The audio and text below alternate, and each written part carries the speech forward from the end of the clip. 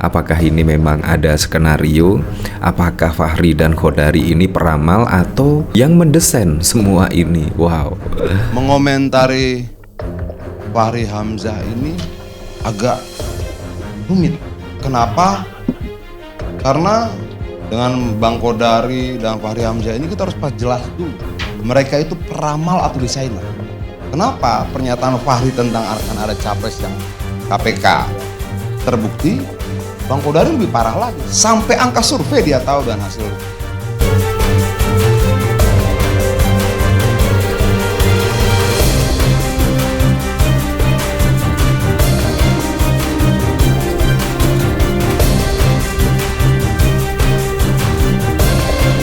Nah, apakah Anda masih ingat ya tentang Fahri Hamzah, yaitu pada waktu lalu mencuit yaitu akan ada capres yang bakal menjadi tersangka. Di situ padahal juga dicuitkan sekitar 12 Januari. Artinya di situ jauh sebelum pencoblosan pada 14 Februari. Nah, di situ bahkan juga diungkap oleh Adian Apitupulu.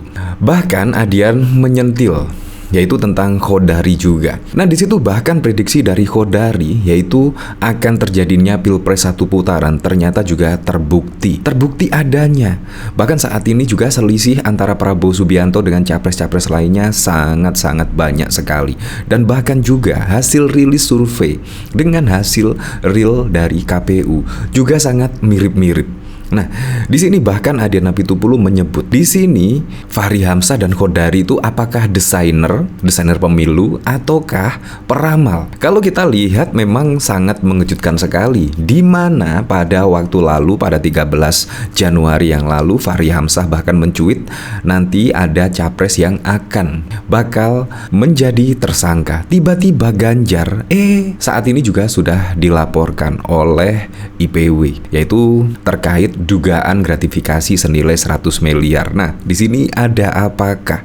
Apakah di sini memang ada skenario seperti ini? Wow, kalau benar memang sangat wow sekali pemilu saat ini. Nah, di sini dari Detik, Wakil Ketua Umum Partai Gelora Fahri Hamzah membuat cuitan di akun X-nya terkait adanya calon presiden yang akan jadi tersangka usai perhelatan pemilu 2024. Dia juga merespon pernyataan calon presiden nomor urut 3 yang menegaskan tidak takut. Saat ditemui di Bandar Lampung dalam pertemuan dengan TKD Prabowo Gibran, Fahri menjelaskan jangan pernah menyerang pihaknya dengan masalah hukum.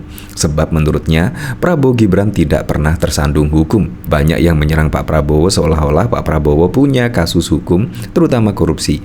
Kalau yang hoax segala macam ini kan sudah jadi omong kosong yang diulang-ulang. Sementara saya ini kan bekas pimpinan Dewan, pimpinan Komisi 3, Komisi Hukum. Saya tahu betul itu ada calon yang sudah hampir jadi tersangka. Saya mohon maaf, ini saya spill ini agak keras. Jadi tolong jangan serang Pak Prabowo soal hukum karena yang rawan itu sebelah sono, kata dia kepada wartawan pada 12 Januari 2024. Nah, kalau kita lihat dari cuitan pada waktu lalu dan penjelasan dari Fahri Hamzah di sini, otomatis saya berpikiran adalah Anies Baswedan karena kasus Formula E dan bahkan juga seringkali bahkan pada waktu lalu juga diminta keterangan oleh KPK terkait Formula E dan lain sebagainya. Tiba-tiba ada pelaporan terhadap Ganjar Pranowo ke KPK terkait dugaan gratifikasi. Nah, seperti ini video dari Adian Apitupulu. Bahkan Anda kemungkinan akan berpikir ulang ya, apakah ini memang ada skenario?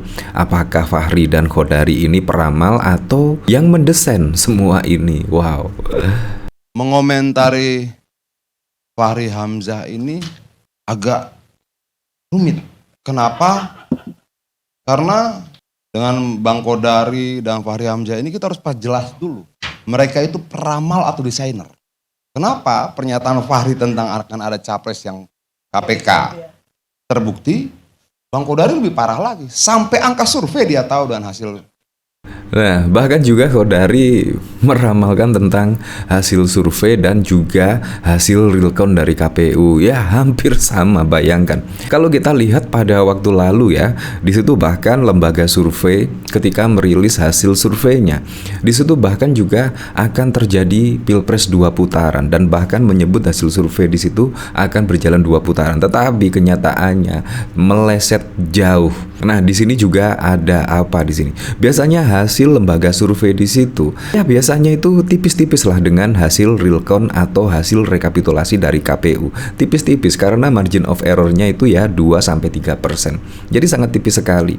Tidak seperti saat ini, hasilnya bahkan jauh. Ya walaupun kalau menurut saya sih dari Kawal Pemilu, lembaga independen di situ bahkan juga merilis hasil yang kurang lebih sama dengan hasil quick count dan bahkan juga hasil real dari KPU sama. Artinya di situ memang tidak ada curangan lah. Artinya di situ memang hasil dari pemilu ini ya kurang lebihnya memang seperti itu hasilnya, seperti yang dari real count atau dari hasil rekapitulasi di KPU, memang seperti itu. Tetapi harus kita lihatlah sebelum pemilu itu ada apa. Apakah ada pengerahan kepala desa dan lain sebagainya? Kalau kita lihat kan memang sangat banyak sekali ya berita-berita yang seperti itu, dan bahkan juga bansos-bansos di situ memang ya harus diselidiki lah di sini. Supaya apa? Supaya pemilu pada periode mendatang atau pada Pilpres 2029 di situ tidak terulang lagi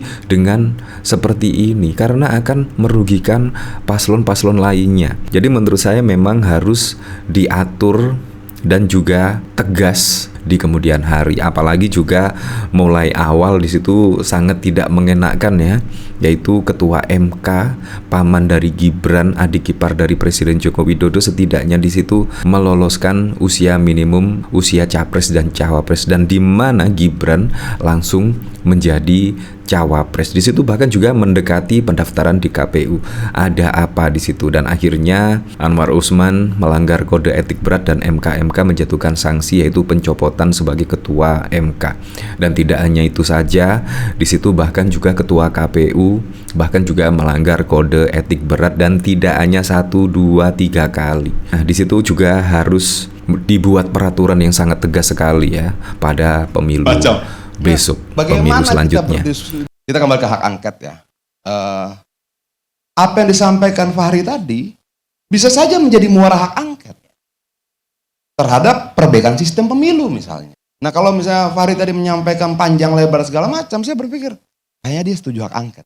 Kenapa? Itu bisa menjadi output dari hak angket itu sendiri. Salah satunya misalnya apa? Mengevaluasi sistem pemilunya. Iya memang, gara-gara ramalan-ramalan seperti itu bisa jadi tiba-tiba ide hak angket muncul. Karena memang pada waktu lalu juga ada semacam Pilpres satu putaran dari Khodari, dan bahkan juga getol menyuarakan Pilpres satu putaran karena masyarakat menginginkan adanya satu putaran, dan kalau satu putaran itu akan berjalan dengan damai bla bla dan lain sebagainya. Tetapi kenyataannya juga demikian. Nah, memang di sini ada fenomena yang sangat wow sekali ketika saya melihat fenomena-fenomena pada Pilpres 2024 di sini. Berbeda sekali dengan Pilpres pada waktu lalu di 2009, 2014 dan 2019, sangat berbeda sekali. Nah, di sini yang cukup mengejutkan lagi, ternyata apa yang dikatakan Fahri Hamzah di sini juga benar adanya. Di sini Ganjar dilaporkan ke KPK atas dugaan gratifikasi segini harta Ganjar Pranowo. Ya, seperti itu. Jadi memang sangat mengejutkan sekali. Di sini bahkan juga dari Khodari Pilpres satu putaran lebih damai. Di sini padahal 19 Desember 2023, tetapi ternyata saat ini benar adanya. Ya, kita kembalikan lagi ke masyarakat. Dua orang ini adalah peramal atau memang pendesain. Kita kembalikan lagi ke masyarakat. Tetapi siapapun itu, pada presiden dan wakil presiden pada periode mendatang semoga saja bisa merealisasikan semua program-program dan janji-janji kampanyenya, sehingga bisa dirasakan manfaatnya langsung oleh masyarakat.